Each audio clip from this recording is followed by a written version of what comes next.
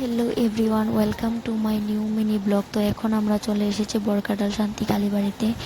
এখন আমি মন্দিরের ভেতর প্রবেশ করছি। মন্দিরের ভেতর প্রবেশ করার পর আমি ঠাকুরকে প্রণাম করে নিলাম, তোমরা দেখতে পারছো। তারপর মন্দিরের অপোজিট সাইডে আরও ঠাকুরের মন্দির ছিল, যেখানে গিয়ে আমি ঠাকুরকে প্রণাম করে মন্দিরের নিচে চলে গেলাম। সেখান থেকে মন্দিরকে দেখতে এত সুন্দর লাগছে। এই কালীবাড়ি মন্দিরকে এত সুন্দরভাবে রং করা হয়েছে, আমি দেখে পুরো অবাক।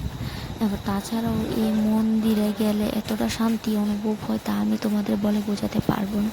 আমি ভালো করে লক্ষ্য করে দেখলাম যে এই মন্দিরের পাশে একটা অনাথ আশ্রম ছিল, যেখানে ছোট ছোট বাচ্চারা খেলা করছে, তারা আবার এই মন্দিরকে দেখাশোনা করে।